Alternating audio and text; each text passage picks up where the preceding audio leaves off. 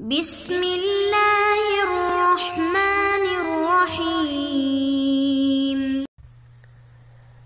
اللهم صل على سيدنا ومولانا محمد افضل صلواتك بعدد معلوماتك وبارك وسلم وصل عليه. بسم اللہ الرحمن الرحیم. عزیز طلباء کرام، مختارات من ادب العرب سے بحمد اللہ تعالی آج ہمارا سبق نمبر 124 ہے، اور موضوع جو اس مضمون کا کئی دروس سے چلا آ رہا ہے، سالم مولا ابی حذیفہ رضی اللہ تعالی عنہ، آج اس کا ایک اور حصہ پیش کرنے جا رہے ہیں. تو بڑھتے ہیں اپنے سبق کی طرف. حضرت عثمان ابن عفان رضی اللہ تعالی عنہ نے ابو حذیفہ کو منع کیا کہ میرے سامنے آئندہ لات اور منات اور عزا وغیرہ ان بتوں کی باتیں نہ کرنا. کہا کہ میرے اور آپ جیسا عقل مند شخص جنہوں نے ایک دنیا دیکھی ہے، سب کچھ دیکھا ہے، کیا ہمیں ان چیزوں کی عبادت کرنی چاہیے جسے انسانوں نے اپنے ہاتھوں سے بنایا ہے؟ اب یہ باتیں اس انداز میں حضرت عثمان رضی اللہ تعالی عنہ حضرت ابو حذیفہ کو فرما رہے تھے. آگے اپنا کلام جاری رکھتے ہوئے فرماتے ہیں وَيَسْتَطِيعُ مَنْ شَاءَ مِنْهُمْ أَن يَجْعَلَهَا جُزَازًا،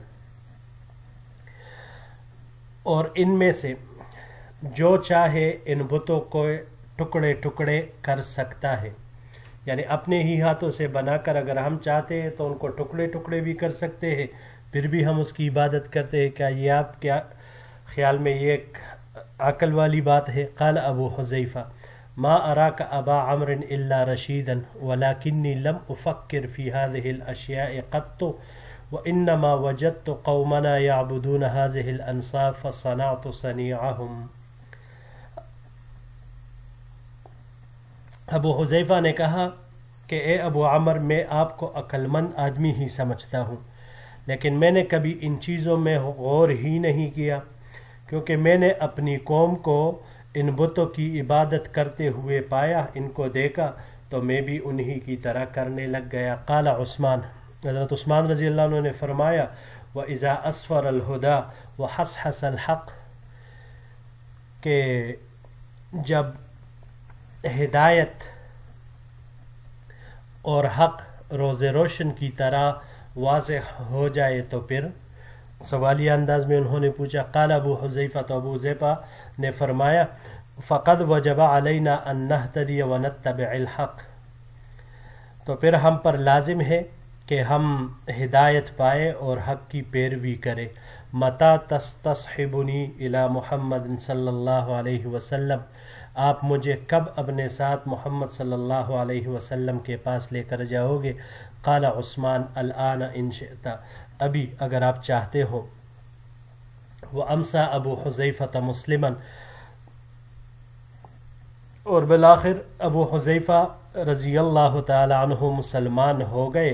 ودخل باسلامہ علی سبیتۃ فلم تکد تسمع له حتی آمنت بمحمد صلی اللہ علیہ وسلم وجاء به، پھر اپنے اسلام کے ساتھ سبیتہ کے پاس تشریف لائے. انہوں نے جو ہی ان کی بات سنی فوراً محمد صلی اللہ علیہ وسلم پر اور جو کچھ آپ صلی اللہ علیہ وسلم لائے تھے ایمان لے آئی. وسمع الغلام سالم حدیثہما فمالت الیہ نفسہ واذا هو یؤمن کما آمنا، ان کے غلام سالم نے ان دونوں کی بات سنی تو اس کا جی بھی اسلام کی طرف للچایا، تو اسی لمحے ان دونوں کی طرح وہ بھی ایمان لے آیا. وَلَمْ يَتَقَدَّمِ اللَّيْلُ حَتَّى زَادَتْ بُيُوتُ الْإِسْلَامِ فِي مَكَّةَ بَيْتًا، اس طرح ایک رات بھی نہیں گزری تھی کہ مکہ کے اندر اسلام کے گھروں میں سے ایک اور گھر کا اضافہ ہو گیا. جزازن، جزازن جزازہ سے ٹکڑے ٹکڑے کرنے کو کہا جاتا ہے، توڑنے کو کہا جاتا ہے. توڑنے کے بعد جب کسی چیز کے ٹکڑے ہو جاتے ہیں وہ باب نصارہ سے استعمال ہوا ہے. جزن توڑنے کے معنی میں. اگر اس کو باب تفعیل سے لیا جائے تو تجزیزن، یعنی قوم سے اپنی پیروی چاہنا، کہ قوم سے یہ مطالبہ کرنا کہ آپ میری بات مانو گے اور یہ خود ان کی بات نہ مانتا ہو. جبکہ باب تفاعل سے تجززاً ٹکڑے ٹکڑے ہونے کے معنی میں یہ آتا ہے. اسفرہ سفرہ سے ہے. باب افعال سے یہ یہاں پر استعمال ہوا ہے اسفار روشن ہونے کے معنی میں. حدیث مبارک میں صبح کے نماز کے بارے میں آئے ہے اسفروا بالفجر فإنه اعظم للأجر کہ صبح کی نماز کو روشن کرو، یعنی جتنی تاخیر ہوگی اتنا ہی ثواب زیادہ ہوگا. اور اس کے علاوہ یہ باب نصارہ سے صفوراً روشن ہونے کے معنی میں آتا ہے. حسحسہ پعلل سے ہے. حسحسةً یہ پوشیدگی کے بعد ظاہر ہونا.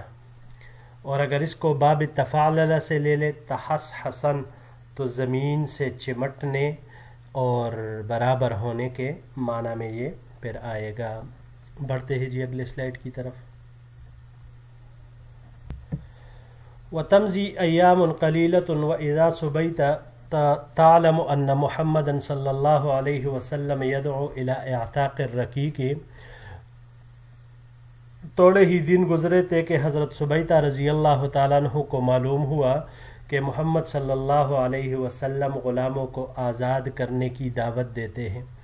وَيَعِدُ الَّذِينَ يَفُكُّونَ الرِّقَابَ مَغْفِرَةً مِّنَ اللَّهِ وَرَحْمَةً وَرِضْوَانًا اور ان لوگوں کے لیے جو انسانوں کو یعنی ان کی گردنوں کو غلامی سے نجات دلاتے ہیں، ان کے لیے مغفرت اور رحمت خداوندی اور باری تعالی کی رضا کا وعدہ فرماتے ہیں.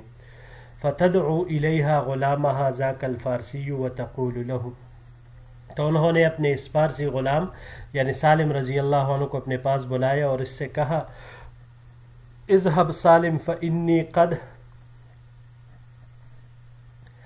سیبتك للہ عز وجل فوال من شئت. اے سالم جا، تجھے میں نے اللہ کے لیے آزاد کر دیا، چنانچہ تو جس کو چاہے اپنا آقا بنا لے.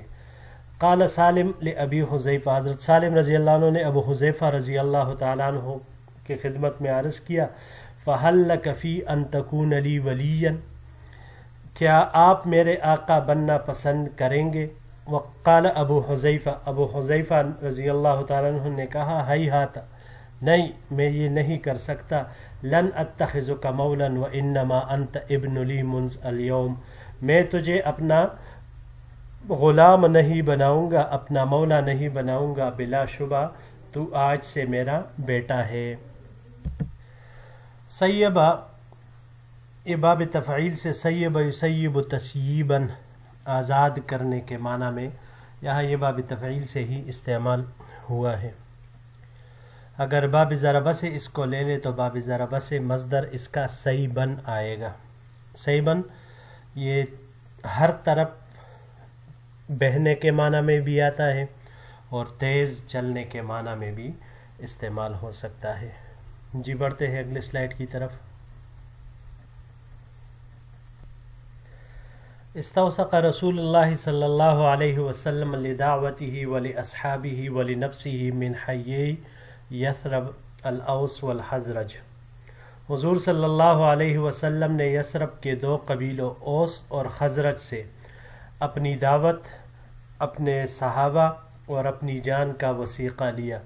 وعاہدوہم ان یؤوہ وینصروہ ویحموا ظہرہ وَيُقَاتِلُوا مِن دُونِهِ مَن بَغَى عَلَيْهِ أَوْ أَرَادَهُ بِسُوءٍ حَتَّى يُبَلِّغَ رِسَالَاتِ رَبِّهِ اور ان سے معاہدہ کیا کہ وہ آپ کو ٹھکانہ دیں گے اور آپ صلی اللہ علیہ وسلم کی مدد اور پشت پناہی کریں گے، اور جو بھی آپ صلی اللہ علیہ وسلم پر زیادتی کرے گا یا برائی کا ارادہ کرے گا اس کے خلاف جنگ کریں گے، یہاں تک کہ آپ صلی اللہ علیہ وسلم اپنے رب کے پیغامات پہنچا دے. وبایعہ علی ھذا العہد نقباء ھذین الحیین الاوس والحزرج. اوس اور حزرج ان دونوں قبیلوں کے سرداروں نے ان معاہدے پر بیعت کی آپ صلی اللہ علیہ وسلم کے ساتھ. ثم اذن اللہ بعد ذلك لرسولہ وللمسلمین فی الہجرۃ الی مستقرہم الجدید. پھر اللہ جل شانہ نے اپنے پیغمبر پاک صلی اللہ علیہ وسلم کو اور مسلمانوں کو نئے ٹھکانے کی طرف ہجرت کرنے کی اجازت مرحمت فرما دی. وکان الاسلام قد سبقہم الی یثرب بشر به من ارسلہ رسول اللہ صلی اللہ علیہ وسلم لیبشر به. اسلام تو ان سے پہلے ہی یثرب میں پھیل چکا تھا. اس کی خوشخبری اس شخص نے دی جس کو حضور صلی اللہ علیہ وسلم نے بھیجا تھا تاکہ وہ اس کی خبر لائے. فکانت الہجرت الی دار استقر فیہا الاسلام قبل ان یستقر فیہا المہاجرون. یہ ایسے مکان اور جگہ کی طرف گھر کی طرف ہجرت تھی جس میں مہاجرین کے ٹھہرنے سے پہلے ہی اسلام کا غلبہ ہو چکا تھا. وقد اذن رسول اللہ صلی اللہ علیہ وسلم لاصحابہ فی الہجرت الی المدینہ. حضور صلی اللہ علیہ وسلم نے اپنے صحابہ کو مدینہ منورہ کی طرف ہجرت کرنے کی اجازت دی. فجعلوا یذهبون الیہا ارسالا. تو صحابہ کرام مدینہ منورہ کی طرف گروہ در گروہ جماعت در جماعت چھوٹے چھوٹے قافلوں کے شکل میں روانہ ہونے لگے. وہوا صلی اللہ علیہ وسلم مقیم بمکہ ینتظر ان یأذن اللہ لہ فی الخروج. حضور صلی اللہ علیہ وسلم خود مکہ مکرمہ ہی میں قیام پذیر رہے کہ اللہ تعالی کی طرف سے اجازت کا انتظار فرمانے لگے کہ خروج کے بارے میں، ہجرت کے بارے میں جب اللہ کی طرف سے حکم اور اجازت آ جائے تو تب ہی ہجرت وہ فرمائیں گے. واجتماعات یہ اگلے سلائیڈ کے ساتھ اس کو جوڑیں گے.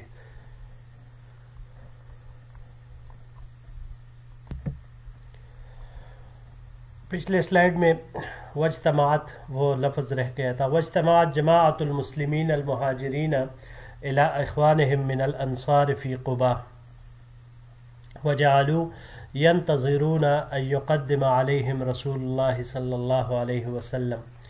ادھر مسلمان مہاجرین کی جماعت اپنے انصار بھائیوں کے پاس قباء میں جمع ہو گئی اور سب مل کر حضور صلی اللہ علیہ وسلم کی آمد کا انتظار کرنے لگے. وَكَانُوا فِي أَثْنَاءِ ذَلِكَ يُقِيمُونَ الصَّلَاةَ كَمَا كَانُوا يُقِيمُونَهَا بِمَكَّةِ. اس دوران وہ اسی طرح نمازیں پڑھتے رہتے تھے جس طرح مکہ مکرمہ میں پڑھتے تھے. وَيَنظُرُ الْمُسْلِمُونَ فَإِذَا أَقْرَأُهُمْ لِلْقُرْآنِ وَأَحْفَظُهُمْ عَنِ النَّبِيِّ صلی اللہ علیہ وسلم سالم بن ابی حذیفہ. مسلمانوں نے غور اور فکر کیا جس کے نتیجے میں ان کو معلوم ہوا کہ ان میں قرآن کے سب سے ماہر قاری اور حضور صلی اللہ علیہ وسلم سے سب سے زیادہ یاد کرنے والے حضرت سالم رضی اللہ تعالی عنہ ابن ابی حذیفہ ہے.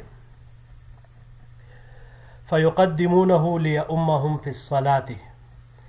چنانچہ نماز کی امامت کے لیے ان کو آگے کرتے. وفیہم اعلام من المہاجرین. حالانکہ ان کے اندر مہاجرین کی نمایاں شخصیات موجود تھے، بڑے بڑے اکابر موجود تھے. منہم جن میں سے عمر بن الخطاب الذی کان اسلامہ فتحا وہجرتہ نصرا وخلافتہ رحمتا کما قال فیما بعد عبداللہ ابن مسعود. ان میں سے جیسے ایک حضرت عمر رضی اللہ تعالی عنہ تھے جن کے بارے میں عبداللہ ابن مسعود رضی اللہ تعالی عنہ نے بعد میں فرمایا تھا کہ حضرت عمر رضی اللہ تعالی عنہ کا اسلام یہ مسلمانوں کی فتح، ان کی ہجرت مسلمانوں کی نصرت اور ان کی خلافت مسلمانوں کے لیے وہ رحمت تھی. وَيَنظُرُ الْمُشْرِكُونَ وَالْمُنَافِقُونَ مِنَ الْأَوْسِ وَالْخَزْرَجِ فَيَرَوْنَ هَذِهِ الْجَمَاعَةِ. مشرکین اوس اور حضرج کے مشرک اور منافق لوگ یہ جائزہ لیتے تو دیکھتے اس جماعت کو. جی عزیز طلباء کرام، یہی تک ہمارا یہ آج کا سبق تھا.